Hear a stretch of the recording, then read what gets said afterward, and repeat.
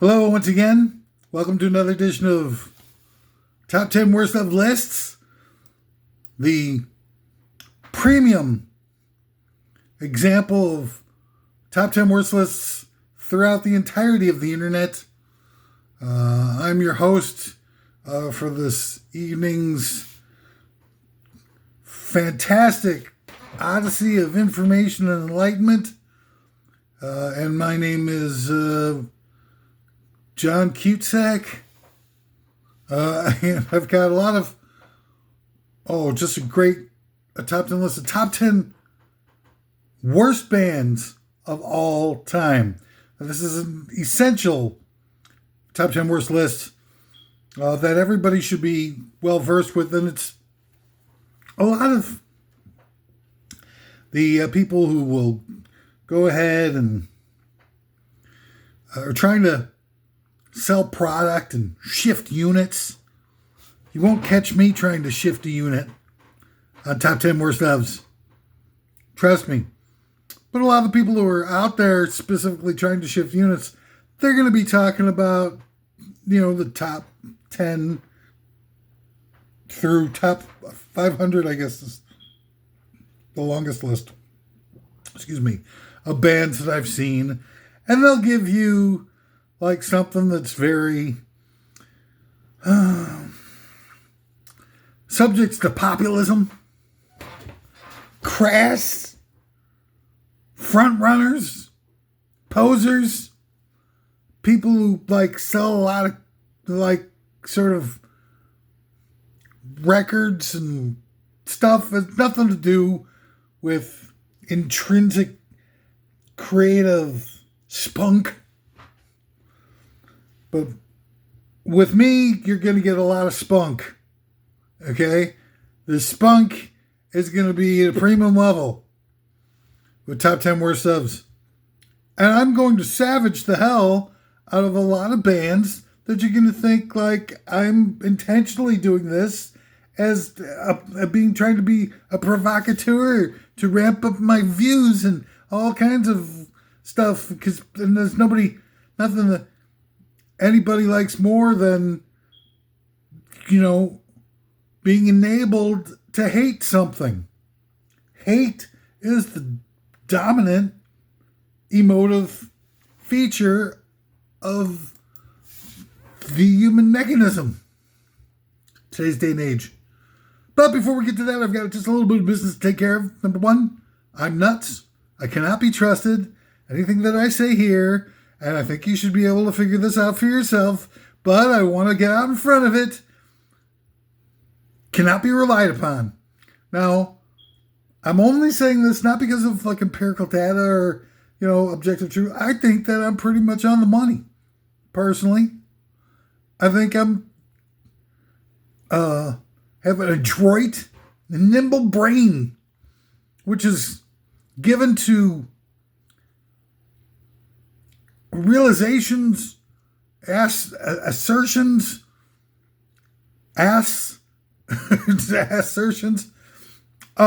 and impeccable levels of good taste and astute cognitive factors. I'm just talking about some genius level stuff here. God damn it. But if you go around and you see how bad everything is all around us, how stupid and ignorant and detached everybody's talking about stuff that they don't even know, absolutely nothing. They don't know nothing. People are just so incredibly lost. And what's it? The Mickey Mouse organization, formerly known as the Rolling Stone magazine. I think in the most recent top 500 bands, albums of all time, was Marvin Gaye's What's Going On, which is a good album. Two of the best songs of all time. It's got to be top 100 easily. In What's Going On and Mercy, Mercy Me. The Ecology, in parenthetical notations. And it's, I get it, but the rest of the album is okay. But it's not, I mean, it's nothing compared to Hear My Dear, which is an absolute giant killer of an album, which is the album I think that he came out with 2 albums later. He was married to Berry Gordy's sister or daughter or somebody who was the head of Motown, and he got married to her and didn't work out for them. They got to get divorced. And Marvin Gaye, I guess, I don't know how Marvin Gaye, other than, maybe, indulging a little bit in the pitfalls of a type of attitude or something, I don't know. But apparently he has no money as he's getting divorced to Berry Gordy's daughter, who had to be like mega, right? Motown Records at the early 70s. Got to be mega. I don't know what you have to put the screws to Marvin Gaye for. Freaking Berry Gordy's sister daughter. But she did. And they had this weird, sort of creative sentencing, early form of creative sentencing, where the divorce settlement was Marvin Gaye had to give up all of his royalties for his next album as the, what do they call that thing? Alimony. And so he does this album, and the album's called Hear My Dear, which is a series of songs about how much he hates Berry Gordy's daughter, his ex-wife. So great. And the songs are great. And the vibe on the album is wild. It's like it's one song after another, diss track after diss track. And it tanked. Nobody knew what the hell he was doing. And it tanked, and it started, that sort of slide in his whole career that led eventually to his comeback of Sexual Healing. So he went into this, dead zone of his career following Hear My Dear, and, Sexual Healing was his comeback, and then his dad shot him. And that was it for old Marvin. But Hear My Dear that's the one, man. That's the album that's the unbeatable album. If somebody wanted to say Hear My Dear was the greatest album of all time, I would go for that. Just because of the fact that it's such a wild thing that he did. I mean, this is not, Marvin Gaye was like a hit machine back in the 60s. Him and Tammy Terrell, and then Grapevine and all that stuff. Heard It From the Grapevine, and Ain't No Mountain High Enough. I mean, this is one thing after another. Marvin Gaye, writing songs, playing. He was a great player for sessions and singer and everything. And to have a superstar like that doing it's a double album too. So great.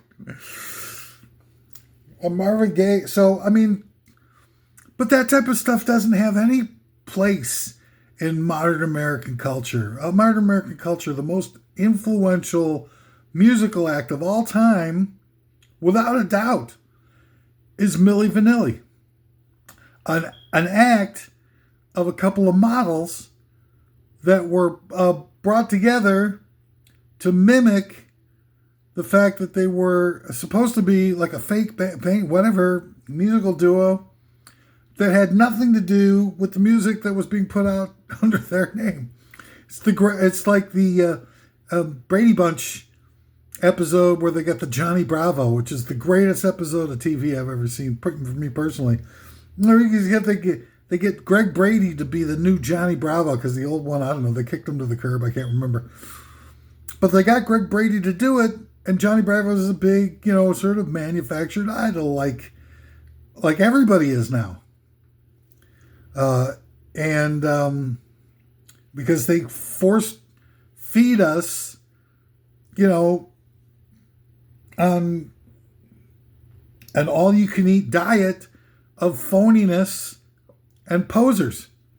And but the Brady Bunch episode in the early 70s, whatever the hell they did it, presages all of this stuff. And so they get Greg Brady because he fits the suit. And they had this real expensive, like, sequin Johnny Bravo suit.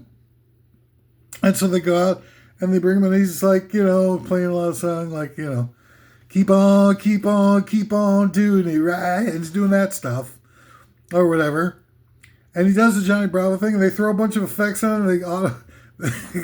Basically, the auto-tune of the day, whatever the hell it was. And they manipulate his voice and the music and the styles, and they take everything Greg Brady out of the mix until it's all artificial for the most part. As close to artificial as they could get it back in those days. And but the thing is, Greg Brady refused to go through with it. Greg Brady, the ultimate in milquetoast, said he wouldn't do it, and yet here we are today, where every single person it's like an endless parade of stupid. And people just like, yeah, sure, I'll do it. What the hell? 42 different producers are listed on Nicki Minaj's Pink Flamingos or whatever. Pink Friday 2. The sequel without equal. And I just don't get it anywhere. Did I do my checklist yet? I don't think so. I'm nuts. I can't be relied upon. Okay, I might know a lot of stuff and might be able to rattle off a bunch of things in rapid succession, but that doesn't mean that I've got wisdom. Wisdom isn't something that you get from book smarts. Wisdom isn't something that you get from knowing various different anecdotes about frickin' Greg Brady's and Nicki Minaj 42 producers. 42 producers for something so frickin' disposable and forgettable. It took, how many producers they had for like Sgt. Pepper, which is known for its like sort of groundbreaking production and everything like that? One producer and one engineer, and that's all they had for the whole frickin' thing. They were working on a 4-track recorder, for Christ's sakes. They wake up, jerk off, god damn it. Number 2, I'm not partisan. I'm not going to get into that whole mess with you guys. You guys think that you're going to head somewhere, fighting amongst yourselves, hating everything that moves, intolerant, unable to talk to anybody, unable to confide your feelings, unable to feel safe. You got to get somewhere beyond that, and there's not, god damn it, you're not going to be able to get to that next plateau with all the forces of evil that have gathered, the storm clouds have gathered around you, and it's not in the favor of the human race. These billionaires sucking the life out of us like monetized succubuses and ruining the world and buying off all of the Republicans are just, brown-nosing the hell out of the billionaires, and we all know that. The Democrats are doing the same thing. They're all paid off. They just have, they're just lying to you about it. Nobody's representing the working class anymore. Nobody gives a rat's ass about the fucking working class. No one do ass. Class. Your ass is grass. It's true. And you guys think that you're going to be able to figure it out. I mean, do you want to live in a world of perpetual hatred until the AI robots come in and sweep you off your feet and off to the concentration camps?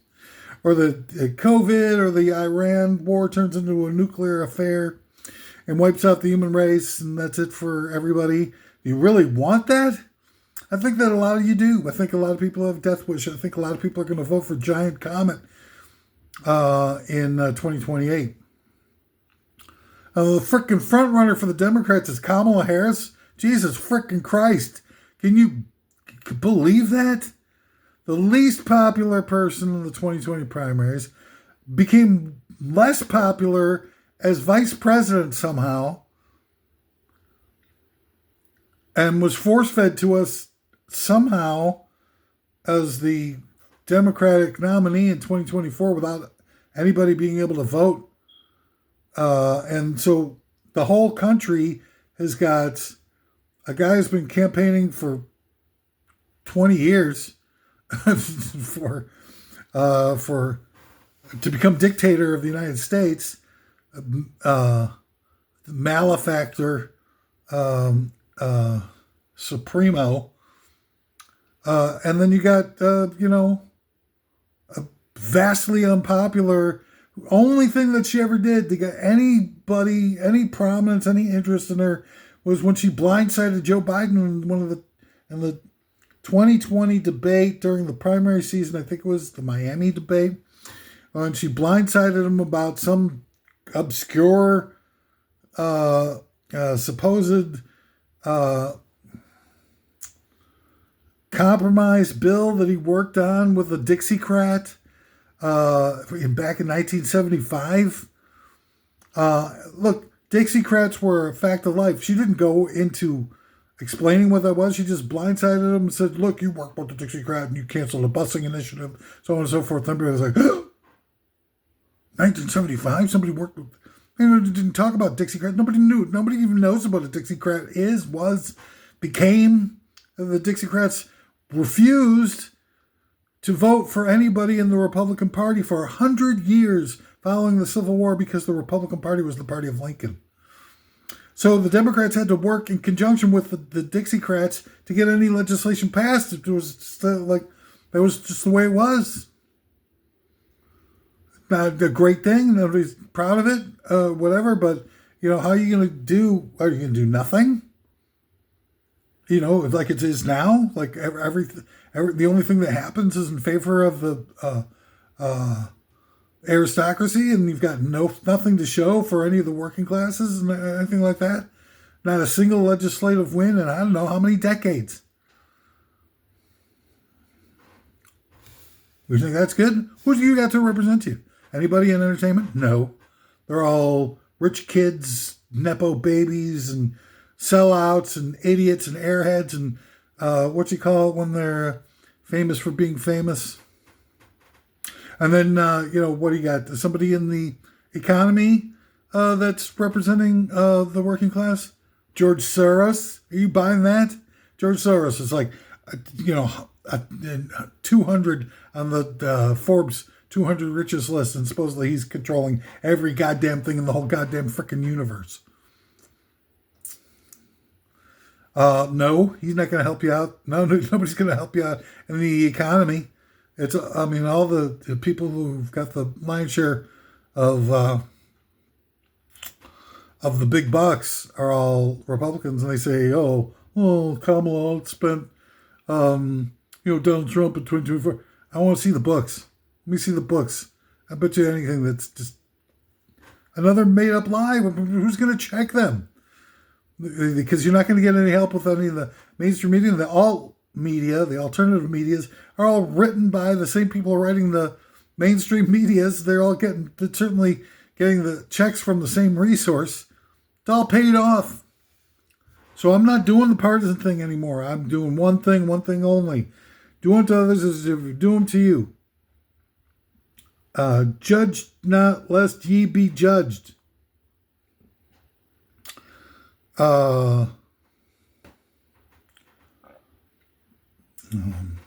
Beauty is in the eye of the beer holder.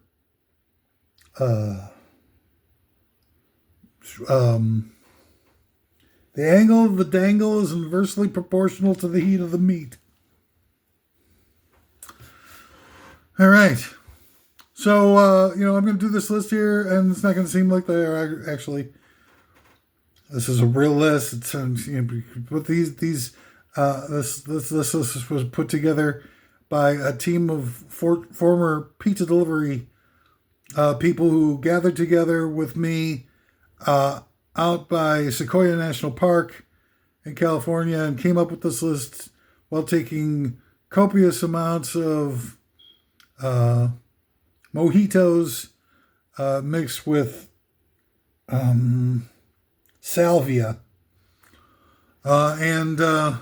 We've got sponsor.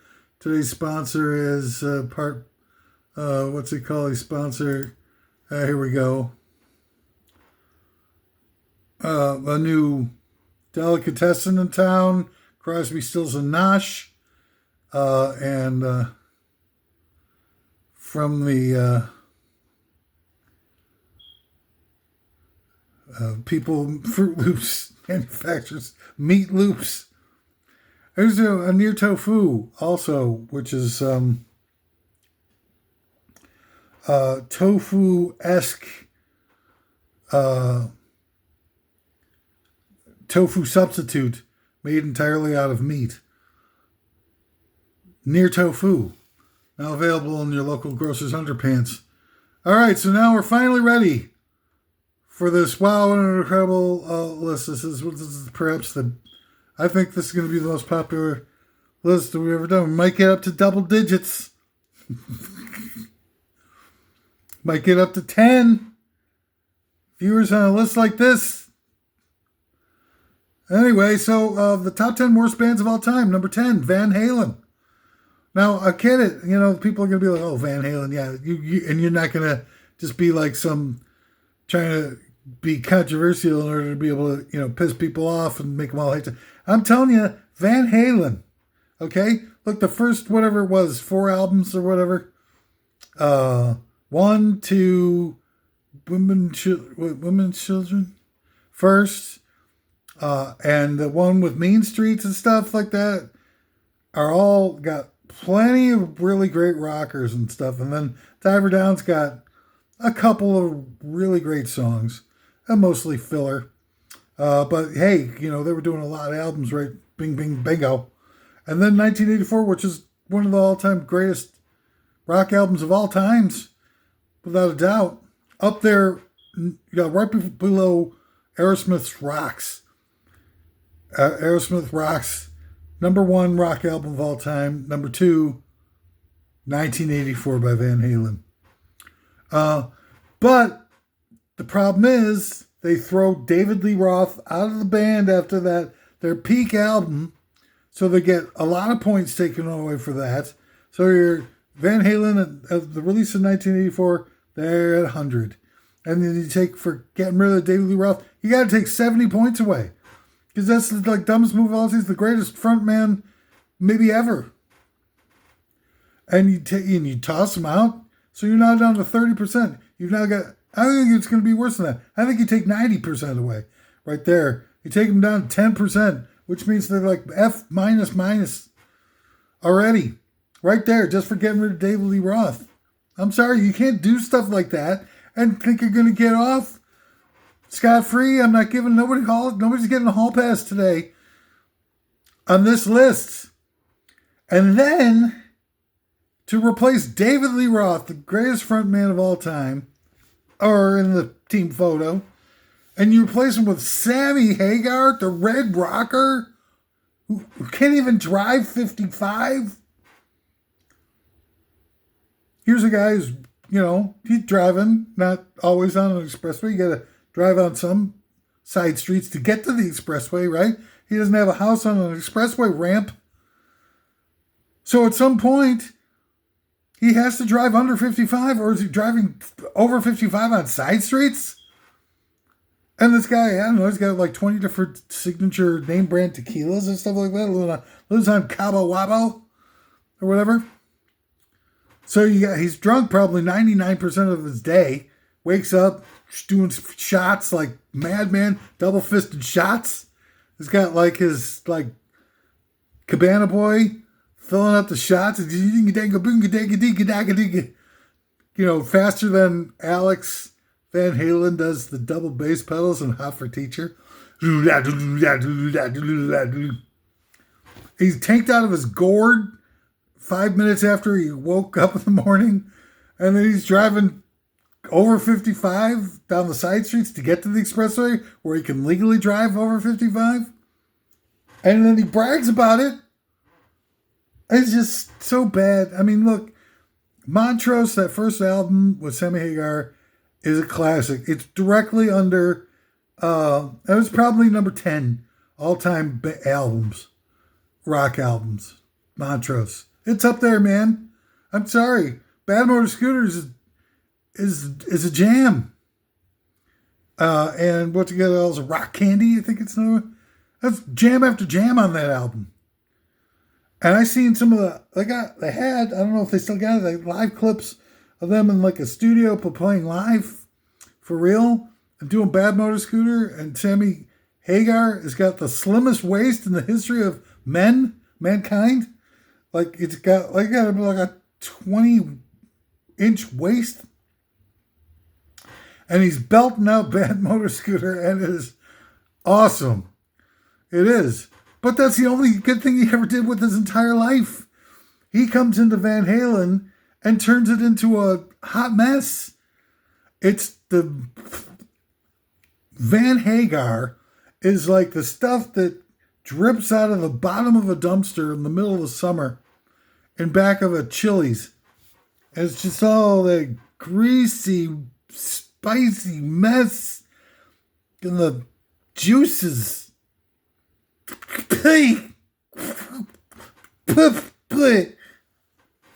God damn. And so you get, now you're going into negative territory. Here, you went down, you got rid of Daily Rough, you go down to 10 out of 100 now.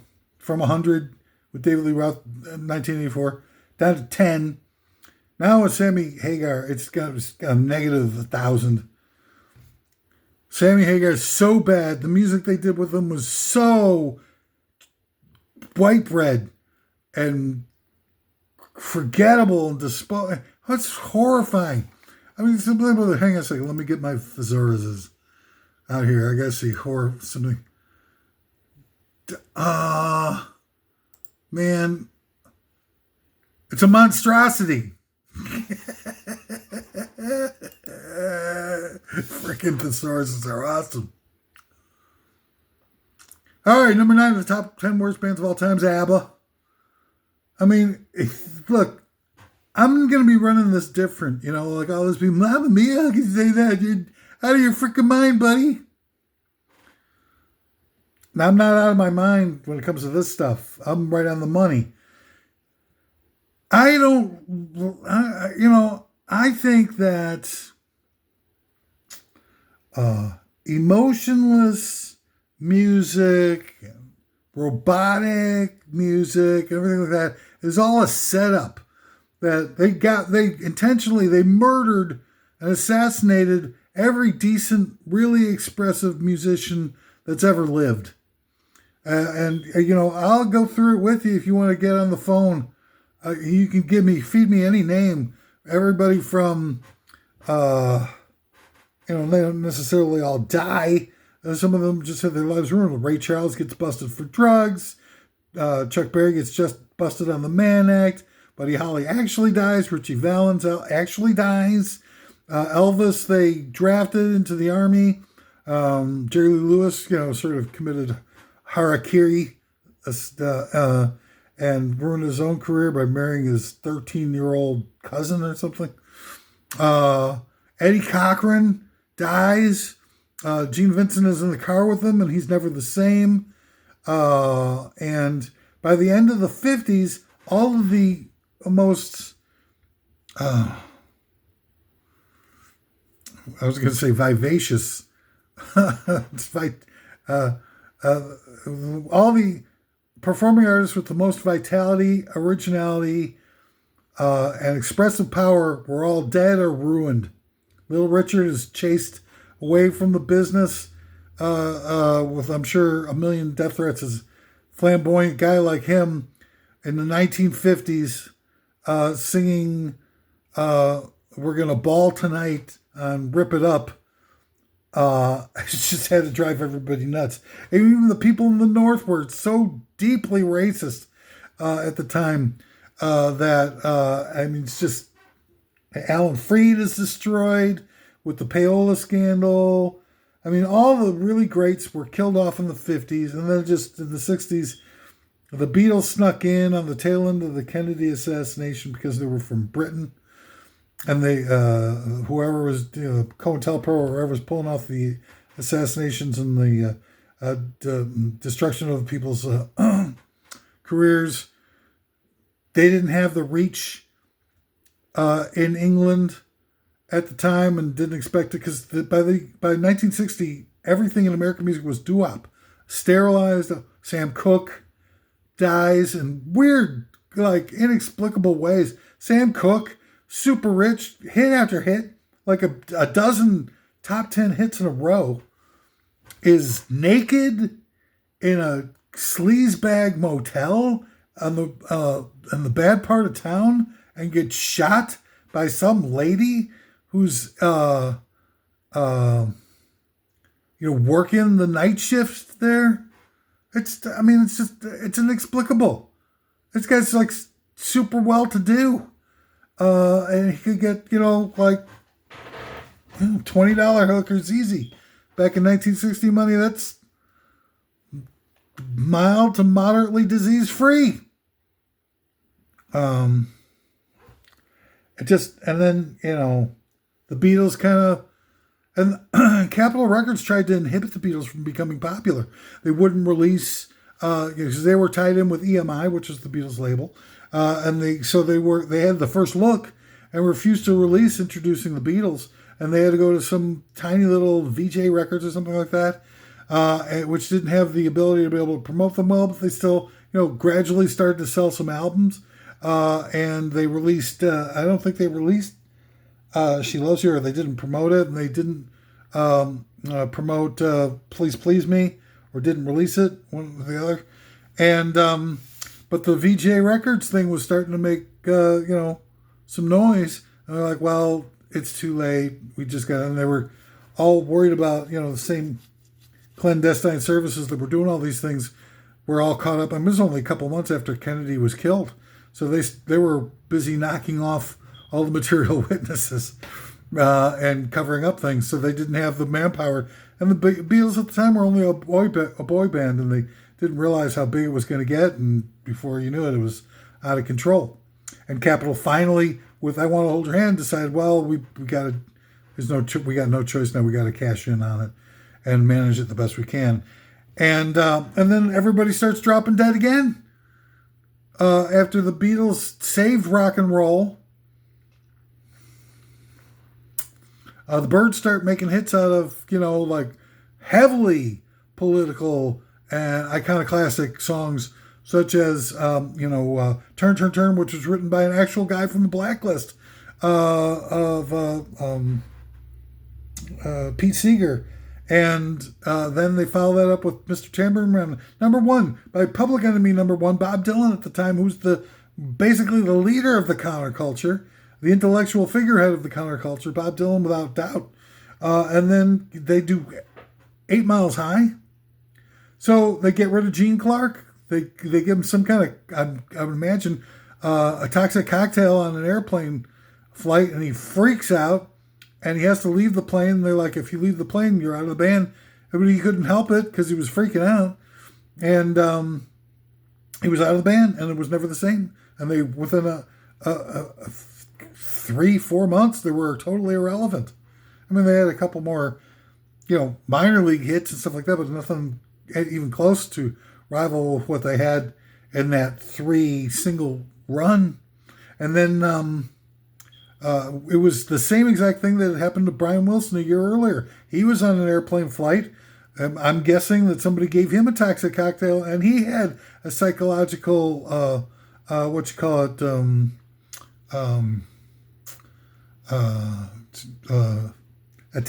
thingy, nervous breakdown on an airplane. They didn't even bother to change the methodology between the two of them. 1964, Brian Wilson has a toxic meltdown on an airplane. 1965, Gene Clark has a toxic meltdown on an airplane. And, Brian Wilson at the time, sure, that's Fun in the Sun and everything like that for the early Beach Boys and stuff. But there's still kind of iconoclastic. It went against the flow. It was a nonconformist thing to be a surfer and surfing culture and everything like that. And then, Disney grabbed a hold of it, or whoever the hell was doing it, Universal, whatever, with all the beach blanket bingos and stuff like that, and whitewashed it and made it, fairly innocuous and polite, and gave the old Ozzie and Harriet treatment and whatnot. So maybe not so much of a threat as Ball Tonight by Little Richard 5 years earlier on Rip It Up, or 8 Miles High and the Byrds a year after their early peak. But the Beach Boys were a threat, and they tried Brian Wilson, whatever it was, they didn't get enough juice, special juice in his Kool-Aid to put him down and keep him down, and so he bounced back and was able to do some stuff, and the rest you probably already know. But anyway, so they get ABBA. Going back to my list, finally, and so ABBA is just like, here's a band where the singers don't comprehend the language they're singing in, and have to sing off of a worksheet that's got phonetically spelled lyrics, so they can just read in their own language of the various different sounds to make in order to be able to mimic that they're singing the actual lyrics. They have no idea what they're singing. I mean, I'm sure they were told what to do, but they come out and they sing it, and you can just hear it in their voice that there's zero emotional commitment to the material. They just come out and sing,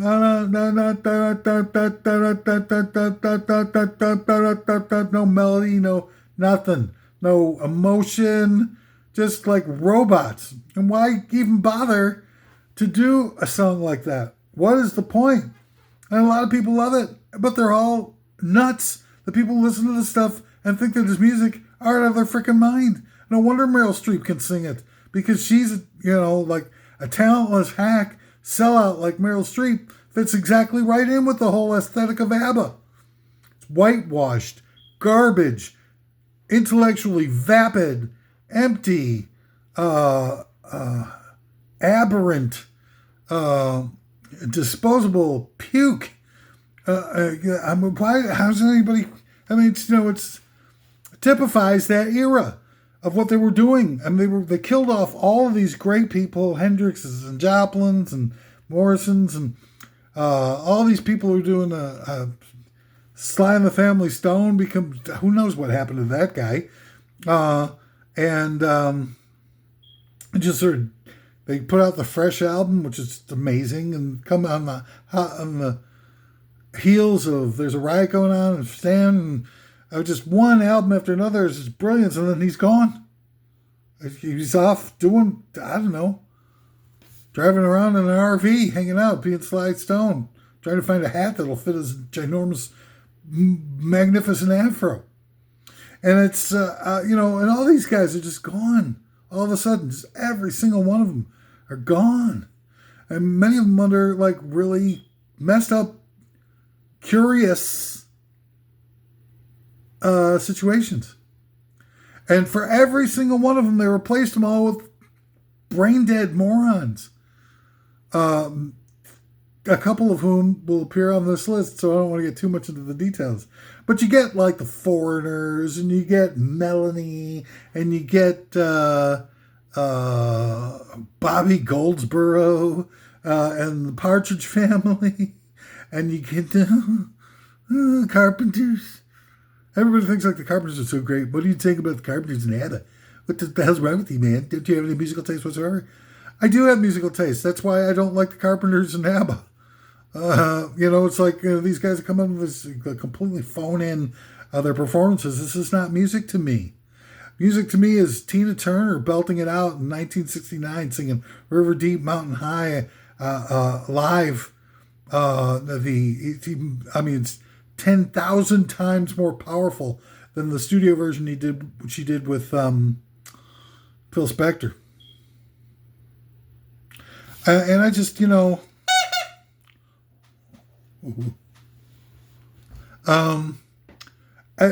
it's inexplicable to me that people wouldn't put it together, that this is all being done intentionally. That they, when the music was the best was when there was a lot of competition in the record industry, a lot of different labels, diverse, a lot of different small ownerships of radio stations and stuff, where they had DJs making choices about what they'd play. And then you had a bunch of different shows on TV that show people performing live. So great, man. Bert Sugarman. Hi, I'm Bert Sugarman. Welcome to Butthole Surfer, or whatever his show was called. And then Midnight Special with Wolfman Jack. Oh, Wolfman Jack. Great stuff, man. Rufus singing We Can Work It Out on frickin' Midnight Special. And it's just like so frickin' mind-blowing. So frickin' mind-blowing. And then ABBA.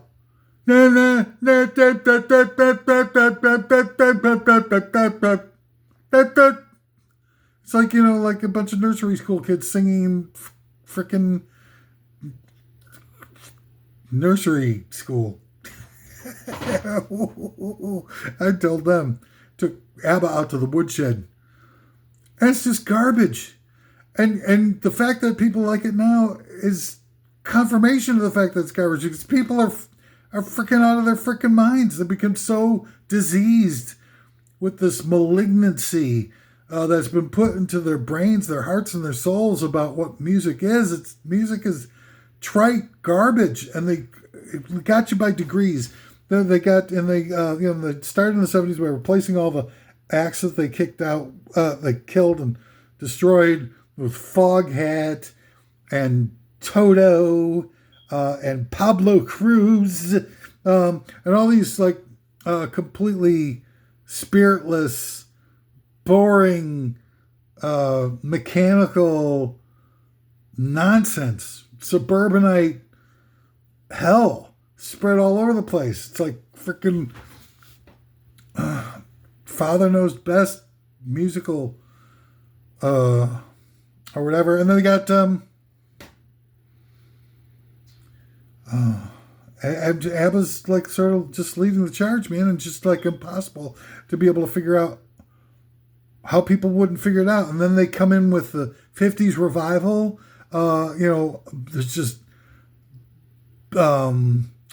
bombarding society with one 50s revival thing after another. First, they artificially repopularized the Beach Boys by releasing Endless Summer and Spirit of America greatest hits anthologies, which was just all the early stuff and none of the weird late 60s stuff that was actually kind of cool, like It's About Time and Forever off of and I'm talking about This Whole World and Feel Flows. It's some really weird stuff that the Beach Boys were kind of here and there. I mean, their albums are still kind of tough at times to listen all the way through. And nothing that really kind of replicated the vibe of Beach Boys today. And, but still some weird dark stuff. No, they were like, wish they could be California Girls and rock and roll music. All this innocuous, soulless garbage that they're pushing on. So that becomes gigantic. And that's followed up by Happy Days, the show, the biggest social engineering show of all time, which teaches everybody to forget about those horrible, nasty 60s where, people of color were almost, treated like equals. Ew, gosh, that's horrible for the United States, isn't it? And then they were like, don't worry, we've got your back. We're going to remind everybody that the real happy days were in suburban Milwaukee, where everyone was white. And when they had the one a person of Asian descent, Arnold, in the form of Pat Morita, kicked to the curb and replaced by this gigantic schnozzoled Italian guy named Al. It's just like, oh my God, what the hell's going on? So anyway, it's just like, force feeding everybody to forget about the 60s and get it back to that white bread conformity that they had been so good at sterilizing us with back in the Donna Reed show days. That was one of them, right?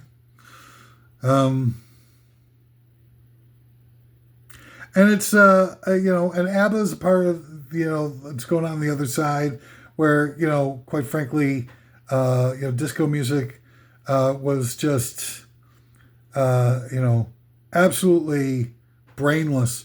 And I don't want to hear any of this revisionist history about people who hated disco were racists and bigots and hated blacks and gay people. This has nothing to do with the reason why so many people hated disco back in the 70s. First of all, there were a lot of people who still remembered the vitality of like Woodstock and Santana and the emotive power of Hendrix and Joplin and stuff. And I still kind of remembered some of the expressiveness and gravitas of some of the heavier acts of the early 70s, like the Mahavishnu orchestras and Return to Forevers and Yes and Tull and everything like that, and Genesis with Peter Gabriel.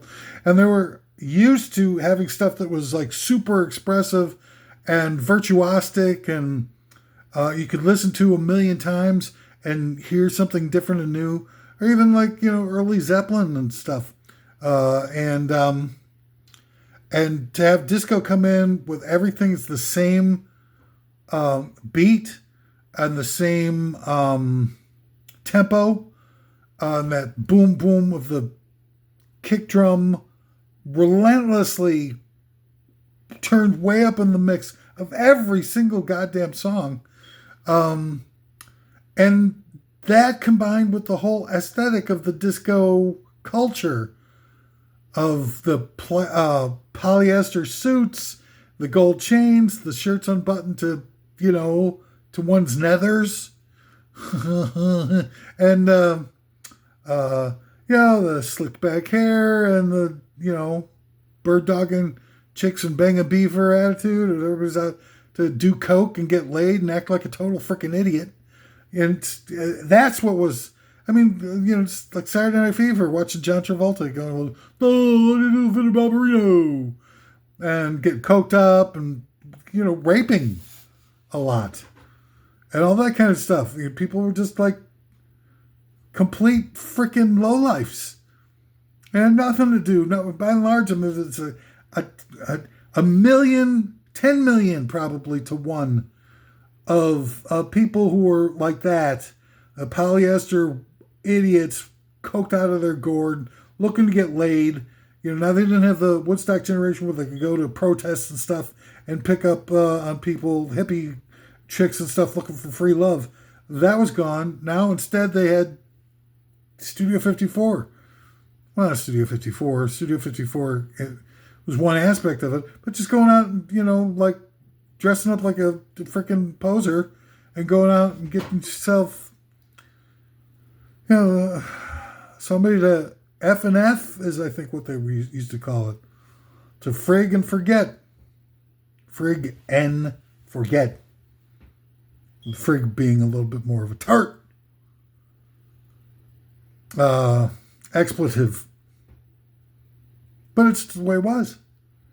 And it's trash. And it was ephemeral and disposable. But that doesn't mean that, certainly, at least in reflection, but even at the time, there were like people like Donna Summer was amazing. Love to Love You Baby is a wild ride. I don't care who you are. And Bad Girls is a jam. That whole album, that's a double album. She was great. And the Tramps were great. And Earth, Wind and Fire, to the extent that they were seen as doing dance music, unfrickin' real. There's a live album I haven't been able to borrow from a friend for a little while. 1975 live album. Earth, Wind and Fire is one of the greatest albums ever created by anyone. Of course, it's 75, it's a little before disco. I'm just not gonna. I mean, we're all my generation's dying. We're just about done. And when we're gone, nobody's going to remember. They can just come up and they can spread fake news articles and stuff like that all over the place saying that, the reason why people hated disco is because they hated black people and gay people. Not true. Not true. I had some of my best friends just so happened to be gay. And I loved them. And we got, on two separate occasions, got attacked from intolerant people. And I was right there with it, helping them to safety and stuff like that. And I hated disco. So, by and large, like I said, there was some great stuff there at the time, Brothers Johnson, all kinds of good stuff. But it was just, it was the lifestyle of it all. It was just so pathetic to see people glorifying their ignorance and their sexcapades and their coke and their gold razor blades around their necks. So, and the relentless kick drum at the same beats per minute on every song. And it's just like, it's like Armageddon of the soul. And then they hit you with more 50s revivalism with Grease the movie. Man. And then, MTV takes it down another giant notch. Music became a fashion show instead of music, and just totally infantile. Anyway, number 8, top 10 worst bands of all time, the Scorpions. Okay, look, the Scorpions sucked. If there's anybody out there that ever liked anything by the Scorpions, you suck. I'm sorry. I don't mean to be the guy to burst your bubble, but you suck. The Scorpions are horrible. Rock you like a hurricane. Oh my God. Is that the one where they rhyme the word by mispronouncing it? Here I am, rock you like a hurricane. Whatever. And those are the guys who do Gorky Park. Oh my God, it's the worst monstrosity song of all time. It's like the nadir of all music. The worst thing ever done musically. Gorky Park. And sucking lots of balls. I don't know what the hell's wrong with sucking balls, by the way, so don't get me wrong. I'm not trying to cast aspersions on the act of sucking balls. But it just doesn't have any place in a power ballad. Is that what that is? It's like yesterday, I was sucking on a ball or two. It just doesn't fit in the song. I'm not casting aspersions. Sucking of balls is a noble effort, a noble pursuit. I would never frown upon. It's just like the Scorpions, just like, again, it doesn't sound like they know what they're doing, what they're singing about, that they're doing anything that has any relevance to the pursuit of good music. It's just like trash, plastic. Oh, it's horrifying. The Scorpions need to be put. I see it would be funny if you had Scorpion. I did a top 10 worst of list of worst people to replace Steve Buscemi with in the wood chipper scene in the movie Fargo. And I think the Scorpions would fit perfectly on that list. Because wouldn't it be, I mean, I just don't care what do you think anymore. Was it Rudolph or Michael Schenker was in Scorpions? One of them was in UFO and it's Michael Schenker. So it was Rudolph Schenker and the Scorpions. Anyway, wouldn't it be funny to just watch the Scorpions getting shoved into the wood chipper in the end of the movie Fargo? When the AI comes online, we're going to be able to probably customize elements within movies We can probably make our own movies on demand. Going like, I want to see a movie with the Scorpions, and they put a movie out together, directed by John Huston, co-starring Humphrey Bogart and Raquel Welch, and you press enter, and then 5 seconds later the AI will make you a movie with all the parameters that you set for it. But I think in addition to that, because you can use dead people and directors and whatever you want to do to stylize that movie, even writers probably could say like, oh, we'll make it written in the style of Dalton Trumbo or something. But I think you'll be able to modify actual movies for like new twists or different endings and whatnot, so that you could actually watch, instead of Steve Buscemi said, play Fargo, replace Steve Buscemi wood chipper with the Scorpions, and you can see them singing Gorky Park, and you shred his face. Put whoever that guy. I don't know much about the Scorpions, really. I found them to be so offensive and boring and trite that I couldn't take it. I couldn't handle it. Now, I don't want to come off like a snob or nothing like that. I mean, people who like the Scorpions have options. There's a lot of different medications that are available. I don't look at it as a feeling of superiority by having better taste in music. I look at it as a disease. The people who like the Scorpions have been deformed mentally by brainwashing and radio with an agenda of whitewashing our culture. I suppose people are supposed to, defend themselves against all that. Number 7 of the top 10 worst bands of all time, it's Toto. Toto is, again, another one of these yacht rock bands. Everybody's like, oh, Toto's so great. They did Africa. Africa is a song about Africa done by the most white bread band in all of history. It's like, I'll stop the west down in Africa. You don't know anything about Africa. Probably never been to Africa. I certainly don't know anybody probably from Africa. With the way you sing the song, it's just so bland. And it's like eating a hard-boiled egg dipped in mayonnaise, dipped in, I don't know, rainwater for sauce. You use like a rainwater. Could I have my hard-boiled egg with a dipping sauce of rainwater? And what's the other big one that they had? Rosanna. Oh my God, it was so horrible.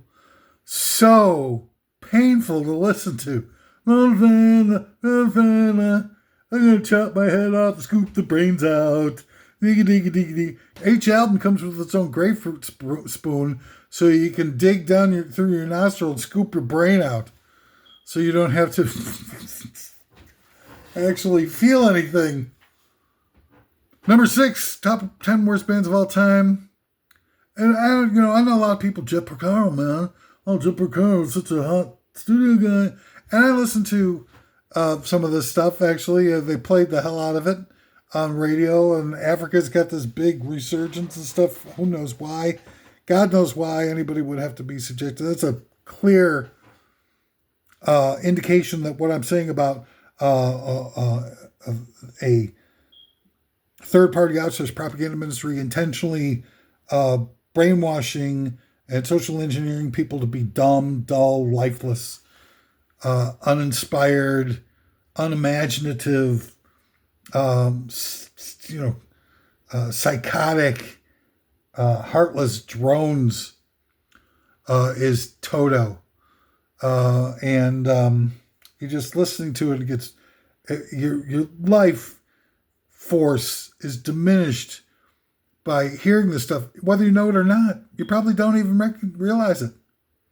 But just the stuff, Jepper Shuffle. Oh, the Jepper Shuffle, whatever the hell it is. It's so boring. What are you talking about? It's not talent. It's trite. It's vapid and enervating nonsense. Lifeless, emotionless. This is a drummer. Drummer's supposed to be the most inspiring, the heartbeat, the pulse of a band. You got to get Chip Carlson. Whatever the hell that hi-hat beat is. Vanilla sundae with vanilla sauce. Or mayonnaise. The hell. And some other guy. I did see after Porcaro, I guess Porcaro died, I saw a live Toto show or video or something with Simon Phillips, who's one of the greatest drummers of all time, and can do Jeff Porcaro standing on his head and counting backwards from 1,000. And it had some okay stuff. It really did, But it has it's not enough to cancel out the damage that they've done with their boring, stupid milquetoast Africa song. I'm sorry, folks, I'm in a lot of pain. Let's try to finish this up. Number 6, top 10 worst bands of all time, Pearl Jam. Screw Pearl Jam. I hate that freaking Eddie Vedder guy. Eddie Vedder is on the top 3 list of people that I want to shoot into the outer reaches of the universe, and with a ring camera attached to his outfit so that I can watch his head explode in the outer reaches of space. I mean, it's already just about there just because of his ego. I don't know why people think that he's good or authentic or what kind of talent he's got. It's just like some loudmouth person who can't carry a tune, doesn't know how to.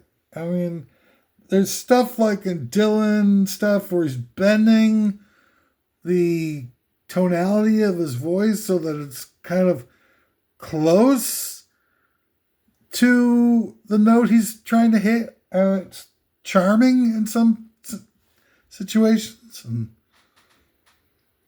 Morrison a little bit, kind of in that sort of vein. But when Eddie Vedder does it, it's just like it just feels to me like it's a total talentless numbnuts who, I don't even know what he's motivated by. I just like, it's all poser, no depth.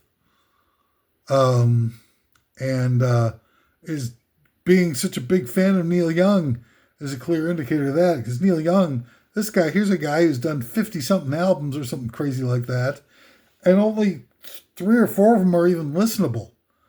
Neil Young, it's got,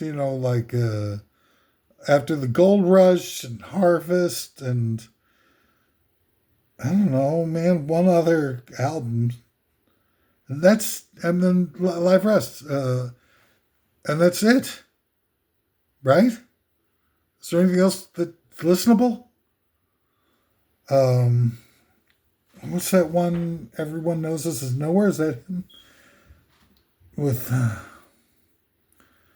When You Dance. I can't really. Some of his stuff is good though.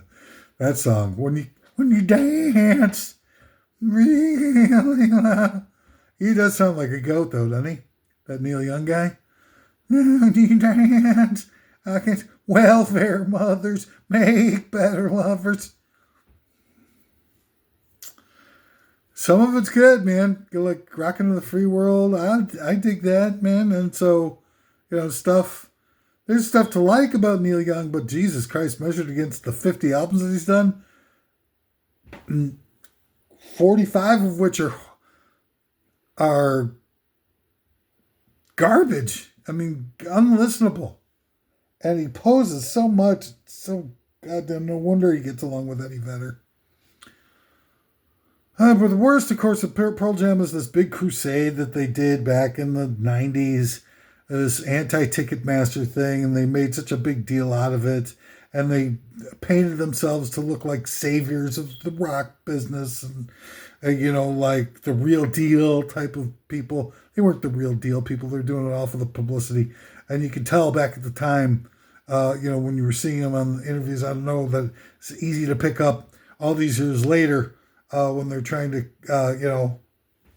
claim the high ground. And not the high ground from Anakin versus what's that guy? Obi-Wan. I'm talking about moral high ground. Because here, I don't know, about 15 years ago, Pearl Jam had become irrelevant. They weren't getting any spins, and they decided to sell out to the Live Nation / iHeartRadio / Clear Channel cabal, and then they're getting end caps in Targets and stuff like that. All of a sudden, gee, wow. But that was after Live Nation had bought Ticketmaster. So here we are, 20 something years later, and they're not so opposed to Ticketmaster at that point, are they? Now that their career is flailing and nobody gives a rat's ass about anything, you're expected to sell out now. If you don't,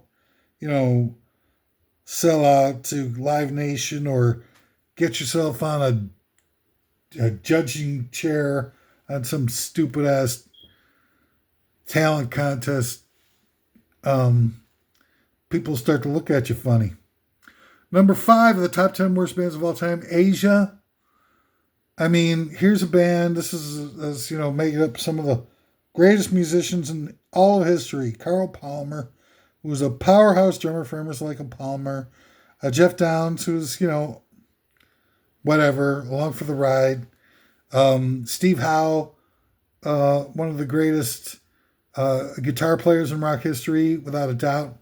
Master of numerous styles, and created an amalgam of so many of those influences into his own musical identity.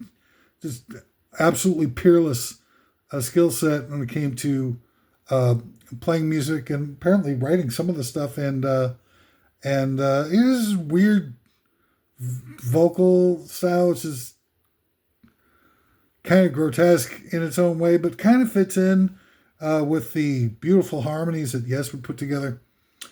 And it was John Wetton, who was the bass player for King Crimson and UK and Roxy Music. So here's these guys, and I bought this album day one, the day that it was released. I ran down to get it because I was so excited. These are some of my favorites, and I was a big prog rock guy, mildly big prog rock guy. I loved a lot of that type of stuff, and I was a big Mahavishnu orchestra guy, and Yes, and all those guys. And I picked up that stuff, and I was just like, I brought it home, spun it, hated it so much that I actually went to the alley with the album and burned it. And I was revolted by it. It was so cheesy and so commercial and such a giant sellout. For all those guys, if those guys would have really let loose, it probably would have been the greatest album of all time. One of them, up there. And they were all, sort of still in their prime. And these were the greatest musicians of all time doing this giant sellout job. And it's just disheartening. It's like, this is what American culture does to people. This is what, the converting our cultural mechanisms into propaganda and social engineering devices has done to us. It's turned the greatest musicians of all time into sellouts. Instead of turning all of us into people who could uh, gravitate towards accomplished music. I mean, I've used this example before. Back in the late 50s, when West Side Story came out, the soundtrack album to the Broadway musical of West Side Story was the number one album for a year. And it's a freaking masterpiece that nobody could touch. I don't think anybody's ever done a musical piece as profound and expressive, diverse, virtuosic, anybody ever. Rock music, anything. It's just beyond comprehension for today's cultural mechanisms to think of doing. There's nothing that can touch it. And it was the number one album for a year. What happened to our society between then and now? Why did we get dumbed down so much, dulled down, emotionally and spiritually emasculated? To the point where Asia comes out and is a gigantic hit. Number 4 of the top 10 worst bands of all time. I'm sorry I'm like this. I'm in so much agony right now. So I apologize. This is a tie, though. A couple of the worst acts of all time. I know a lot of this stuff is old and stuff. I'm old. What can I tell you? I try to get a little bit more up to date last 20 years. I got Bon Jovi tied with Coldplay. And I think of both of these bands as pretty much being carbon copies of each other.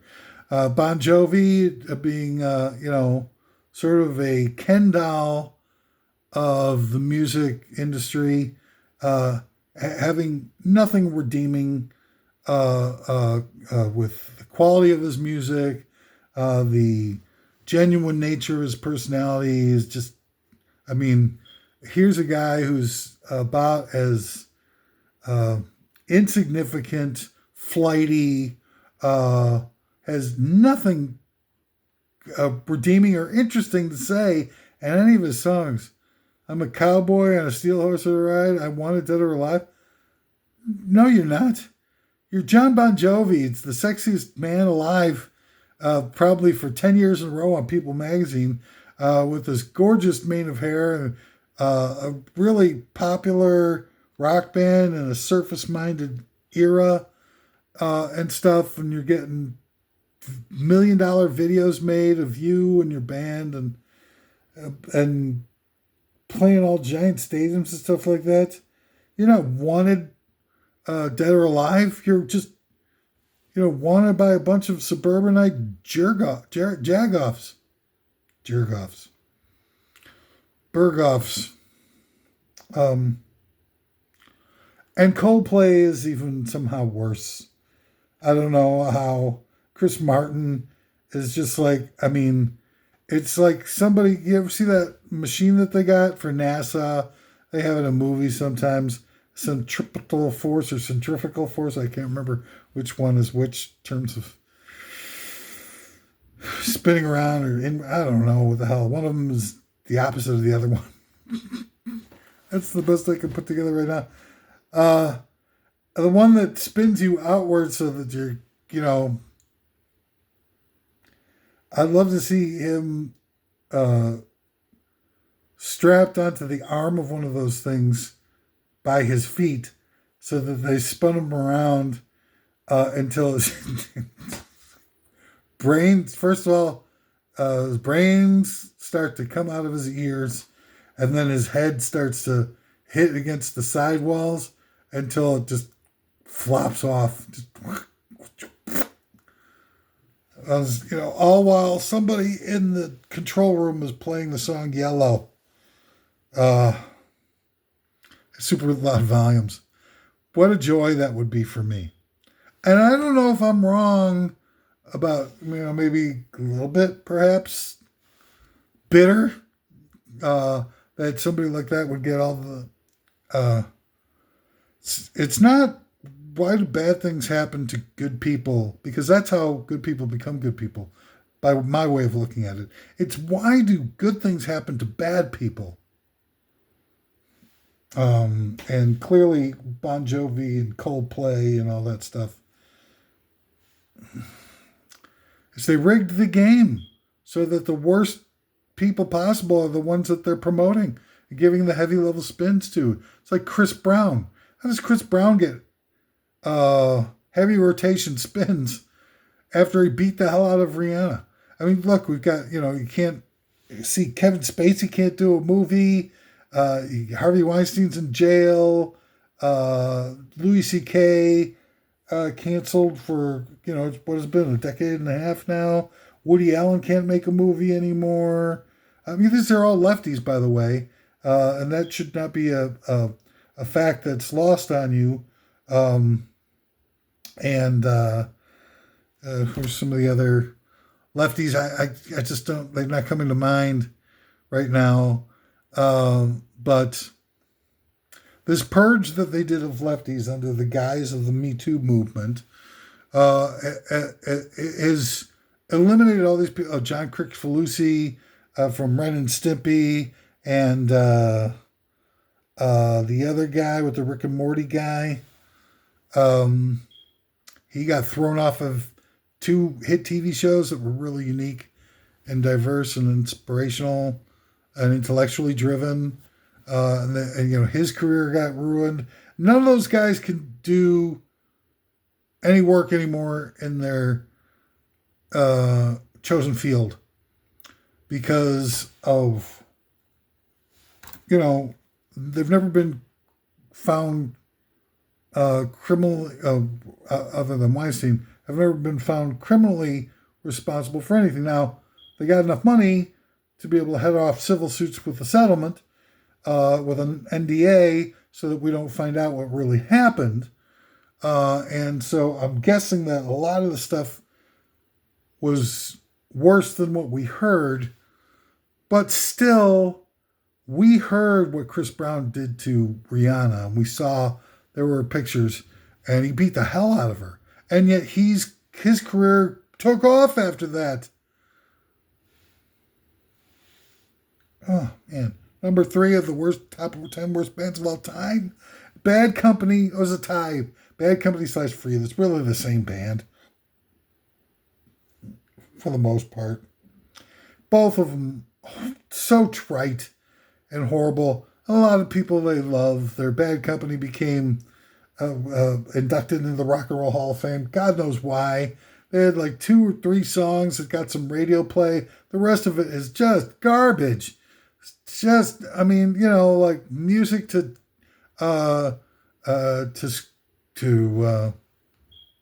scrub your pantyhose by. It's like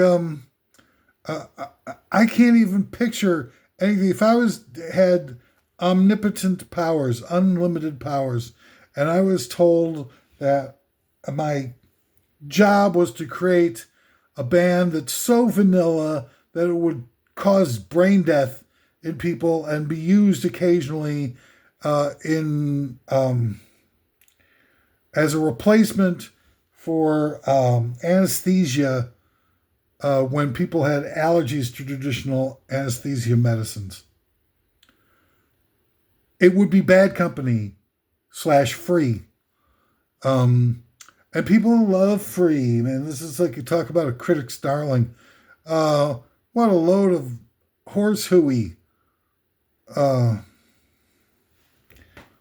It's just so bad. It commercial to the nth degree. It's absolutely nothing redeeming. They're not singing about anything that's worth a damn. Put some feeling in it, boys. You know what I'm saying? I mean, who the hell? I am dumb. I do a lot of dumb things. But I'm a jerk. Nothing redeeming.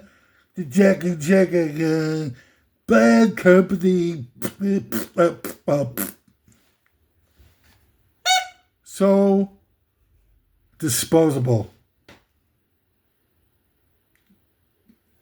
I'm afraid that, if you buried Bad Company in the ground, that they would rise up as zombies and no one would be able to tell the difference.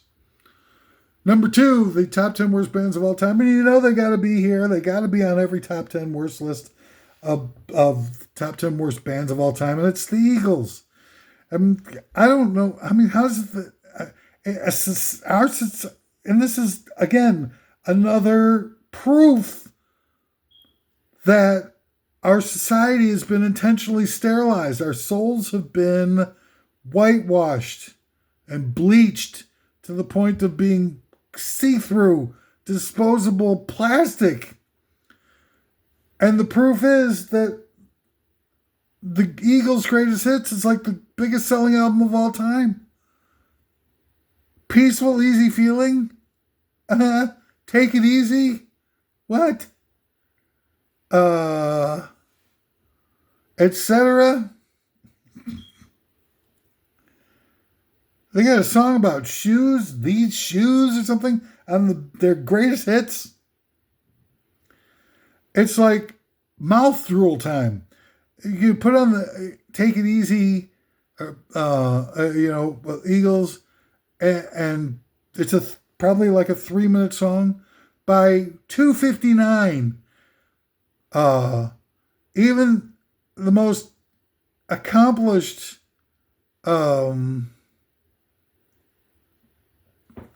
expressive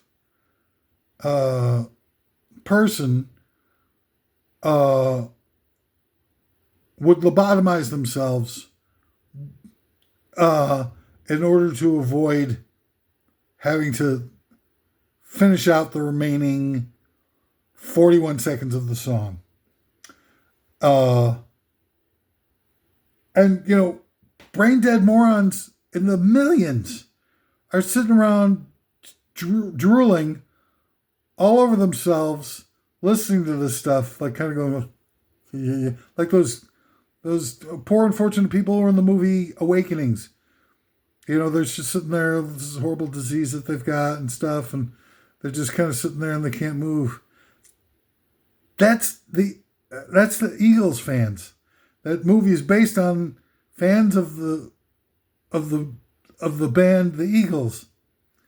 And they listen to that stuff like already gone. I'm already gone. Like, oh my God, I wish. It would be great if you were already gone and gone forever.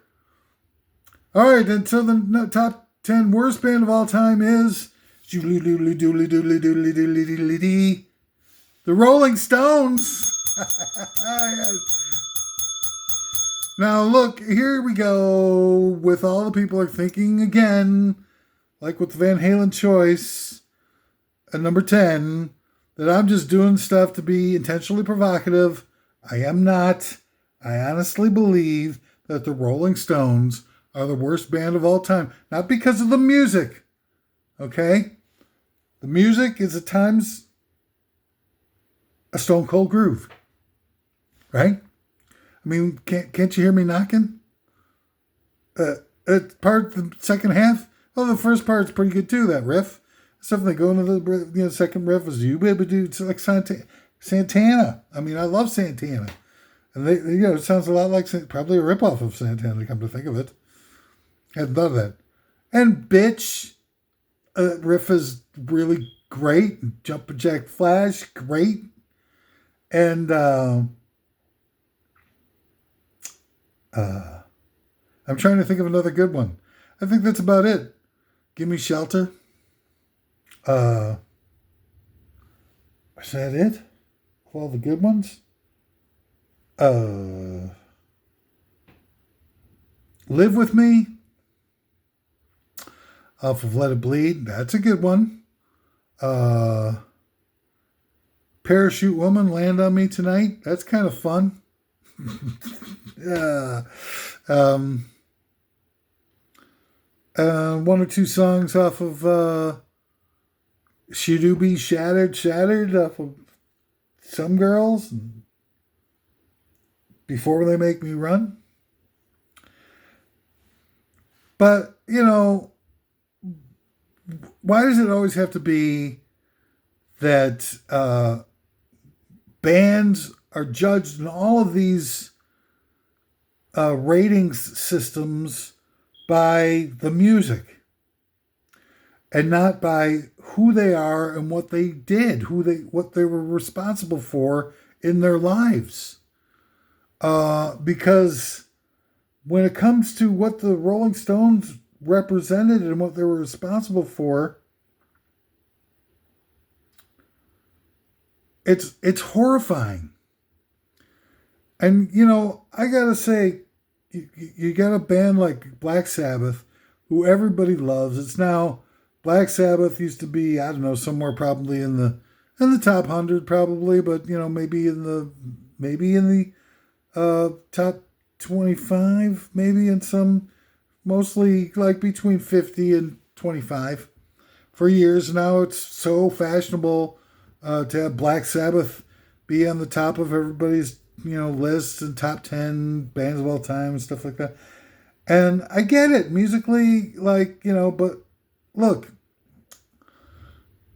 Black Sabbath used stylistically as part of the logo depiction of their name on their albums and promotional material and t-shirts stuff, used the letter S from the Gestapo. The S that kind of almost looks like a lightning bolt. And the shape of that S was taken directly from the SS. From, oh Jesus Christ, from the frickin' Sturmstufe or whatever they called it, the Gestapo of the Nazis, and you know, and then on top of it, you got a lot of stuff that could be considered to be diabolical, and so you get, I mean, nobody loves the frickin' Fairies Wear Boots riffs more than me. I mean, like, I'm sure there's plenty who love it just as much, or, I mean, that run of albums they had is just incredible in terms of the riffs that they're doing and the songs and the uniqueness of it all and heaviness of it. But I cannot forgive them for glorifying the frickin' Gestapo. Enough's enough. I mean, when are you going to draw the line of when people are being, trying to be exploitative versus being part of the problem? And I draw it from glorifying the frickin' Gestapo. I had pictures my grandfather showed me that he took when he was with the U.S. Army when they liberated the camps. I saw those pictures, god damn it. These fucking people were just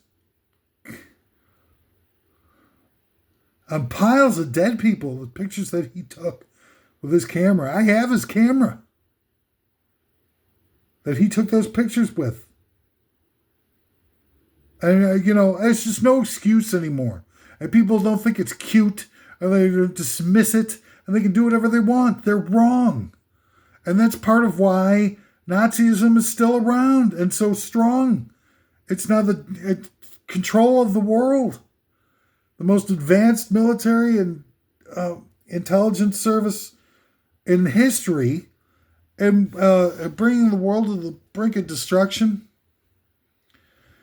It's in part because bands like, and Kiss did it too, glorifying the Gestapo, making people think it's cool, worshiping the Gestapo, idolizing the Gestapo by making it part of your emblem.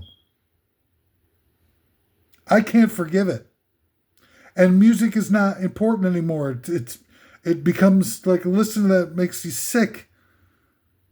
I had a friend who had a custard pie one time, and he got sick off of it, and he developed a disease, and every time, for decades, they were sick every time that they got near custard, especially. And it happens to people. They just can't forget the sickness of it. And I just don't get it. I don't get how people can just separate going like, oh, well, he's got SS symbols on it. I will look past that because the music is kind of cool. And it's those types of failures to be a real decent human being and to put our humanity, our collective humanity, ahead of symbolism that people use and rock and roll. Oh, well, I'll look past the fact that they're glorifying and celebrating the freaking Gestapo who slaughtered millions upon millions of people just so I can listen to Sweet Leaf with a clear conscience. It doesn't work that way. You got to stand up and draw a line somewhere. Well, I drew my line. Bands are celebrating, and that's what the Rolling Stones. I mean, that's why the Rolling Stones are here instead of let me explain why the Rolling Stones are here instead of Black Sabbath or Kiss. Because the Rolling Stones took it to a much darker place. And this wasn't just about one particular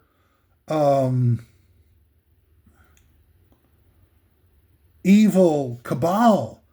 The Rolling Stones were singing Sympathy for the Devil and kind of like meaning it.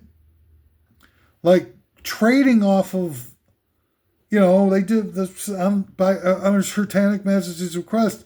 It's like sort of a joking way of saying that the Queen of England was satanic, but it was also like one of many forays that they would embark upon to glorify Satanism. And I don't care about, it's not like I'm a prude religious type. It's not like it weighs on me that I give a rat's ass, really, in the long and short of it, because I don't feel like listening to Sympathy for the Devil is, 100% sign that the people who are singing it are fans of the devil or looking to glorify the devil. I think that it's a poetic device. But when you follow up Satanic Majesty's request with Sympathy for the Devil, and then you come up with I Sold My Soul to Mr. Jimmy in the next album on You Can't Always Get What You Want, and then you're doing all kinds of diabolic symbol things, and you go on tour in the United States and you do this movie about it, and then you're overcharging everybody. So to try to save a little face for yourself, you put together Woodstock West in Altamont Speedway, and you do it on the cheap, think about comparing it to what goes on now in modern day concerts. You buy a cheap ass stage that's about 6 inches off the ground. You hire, to do your security, you hire the Hells Angels. And not only that, but you pay them in beer. So they're now tanked up Hells Angels for what you were anticipating being anywhere between 400,000 to 600,000 people. You lose the original venue, God knows why, but it's probably because you're trying to do it on the cheap. And then you've got, vastly underserviced people in terms of facilities like toilets and food and water and other safety precautions and things like that. And it's a complete freaking nightmare to the point where it destroyed the counterculture movement. Absolutely destroyed all the good feelings and vibes and strides that our culture had made with Woodstock, with 500,000 people there, all living in peace and harmony, all having just a joyful collection of super intense and expressive people. This whole generation, all this optimism laid before everybody, and then the Stones come in with Altamont. They cheap out on all the facilities and everything like that. Everybody has a bad trip, and it's the end of the '60s movement and all that. Upside potential optimism, all out of greed, all out of perhaps a true affinity for Satanism. And then you go on and you watch them afterwards, and it's that weird thing at the Altamont where some guy was coming at Mick Jagger with a gun, but they get it so perfectly framed in the movie that you really got to wonder what was up with that. Were they exploiting the murder to make the movie more popular? Yes, at the very least. But was it set up? Because the timing of it seems really choreographed. The people move out of the way so that the camera can get a clear shot of the guy. And that could have been done because he had a gun, so maybe people were saying, but still, he was coming from behind. It's really weird to see all those people getting out of the way. The Stones were playing, so it's not likely that they would have heard him very distinctly at the time. And as the crowd separates him, the camera can now see him perfectly right in the center of the camera. This Hell's Angel comes in out of nowhere and stabs the hell out of him and kills him. And the Hell's Angel, with one hand, grabs the gun and pushes down. With the other hand, comes over the top and starts stabbing the guy to death. Oh, Jesus Christ. It's insane. And,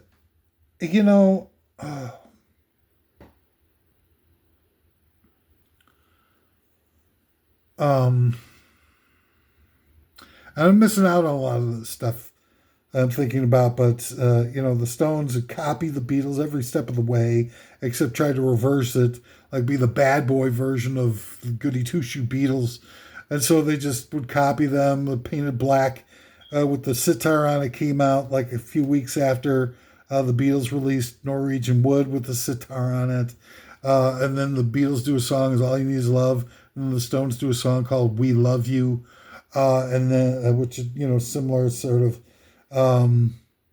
contextual framework. And then they got the Beatles do the White Album. The Stones come out with Beggar's Banquet, which is basically like a white cover. It's just it's just weirdness.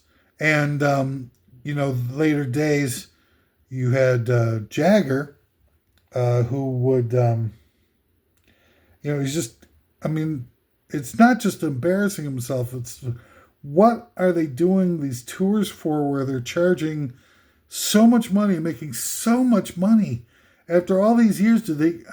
What's the point? It's almost like Taylor Swift, which is a sickness where they need to gouge their fans for so much money. What's the point? Prancing around on these giant stages, your vocals sound like hell, and your band continually descending in terms of musical quality, and your albums suck. You haven't done anything worth listening to since like Some Girls in 1978, really, apart from a couple of songs here and there. And you put bands like Living Colour on your tour, but then you give them a lousy sound system, so they sound like crap. For Steel Wheels tour, and then Jerry Hall, who in recent tours, and I don't know when they started this, they deleted the verse in Sympathy for the Devil about the Kennedys, where I shout out "Who Killed the Kennedys After All It Was You and Me," is now gone from the song. They don't do that verse anymore. So what's up with that? And then Jerry Hall, who Mick Jagger has, I think, 4 kids with, just got divorced from Rupert Murdoch. So Mick Jagger is actually related to Rupert Murdoch, one of the most evil people to ever walk the planet. And what's he doing when Rupert Murdoch and Jerry Hall are married and Mick Jagger shares 4 kids? They're like probably taking all their spending all their holidays together. Ding ding boom. Messed up, man. So Rolling Stones did some great music and stuff like that, but I can't separate. I'm not going to separate it for purposes of quantifying the overall picture of who they were and what they were and what they did, what they were responsible for. I got to put them at the top of the list for worst bands of all time. It's not about just the music.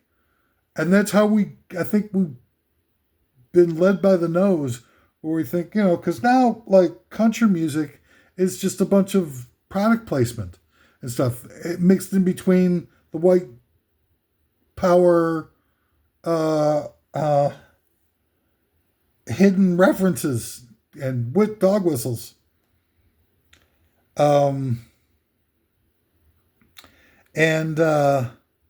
It's the same with rap. I mean, it's Rick Ross with Maybach Music, and I think Cardi B's sister's name is Hennessy. It's gotten to the point where you can't get through a verse without hearing some sort of product placement. Music is product placement. Versace on the Floor by Bruno Mars. Red Solo Cup. Was it Terry Keith? I can't remember. I can't remember. Toby Keith? I'm sorry. But it's the same guy who did I Love This Bar. So he does Red Solo Cup. And right after it becomes a big hit, the Red Solo Cup company gets sold. And so it feels like that was a paid advertisement, a 3-minute long infomercial to try to ramp up the value of the company before they got sold. I don't know if it's for real or not. But it feels like that because Toby Keith also did a song, I Love This Bar, and he had like a couple or maybe a full chain of bars called I Love This Bar. That was his signature bar. So he's doing a song, I Love This Bar, about his bar that called I Love This Bar in a song called I Love This Bar. That's just what it is now. And, we owe a lot of that to these powerhouses, like, Kiss with the Gestapo symbol in their logo, and the Rolling Stones with their Altamont destroying the Woodstock generation and the counterculture movement, and the Eagles with their trite vanilla garbage and Bad Company singing like they don't have a soul anymore, like they're rejects from the set of Night of the Living Dead, and Bon Jovi, the poser, and Coldplay, the innocuous, sterilized nonsense. Just, oh my God. And this is all part of the plan. The whole plan was to create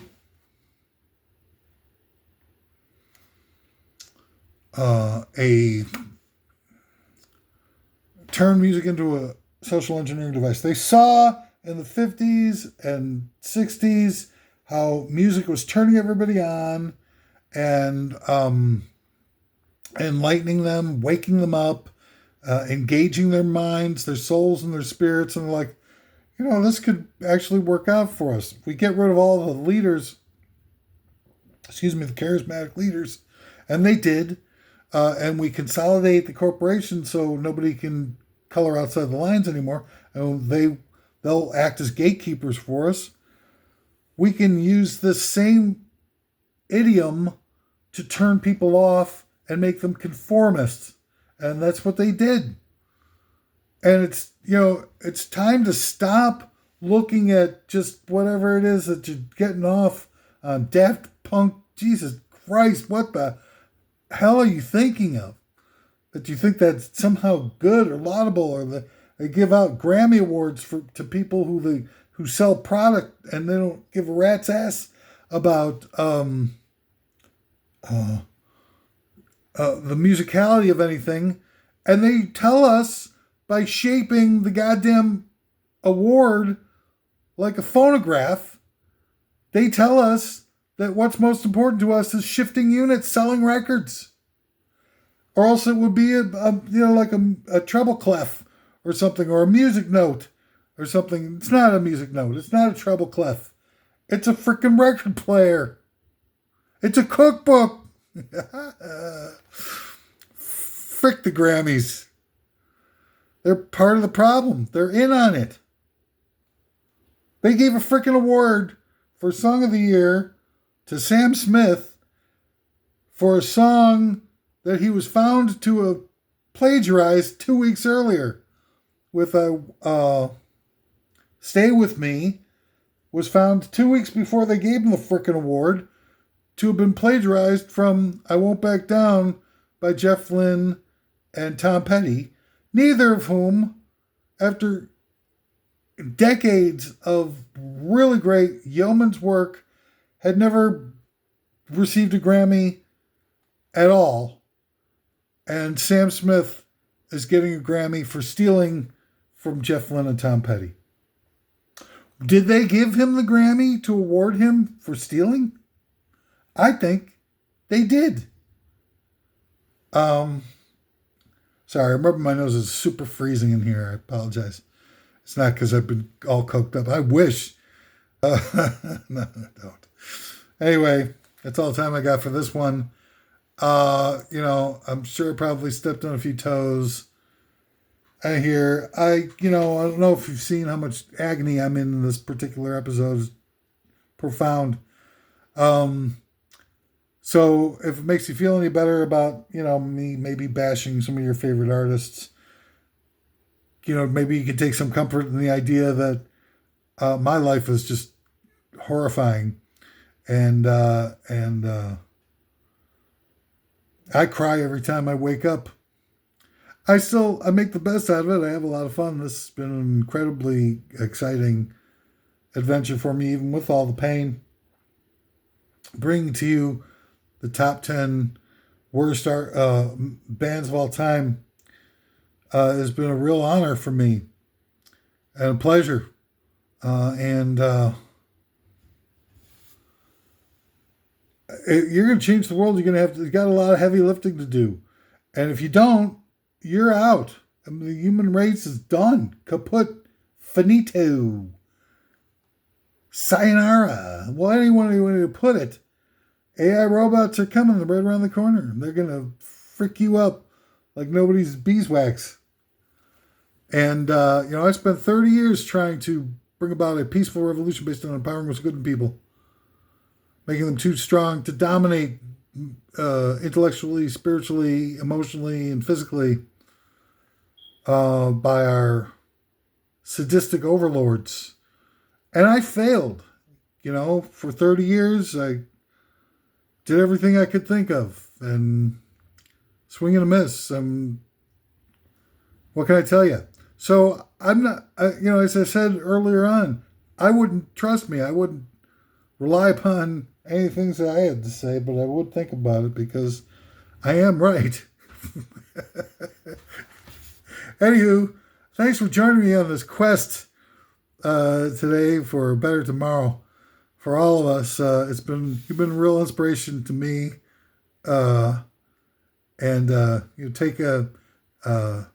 a minute out to reflect on this before you start grasping for your next indoctrinational bit of pablum.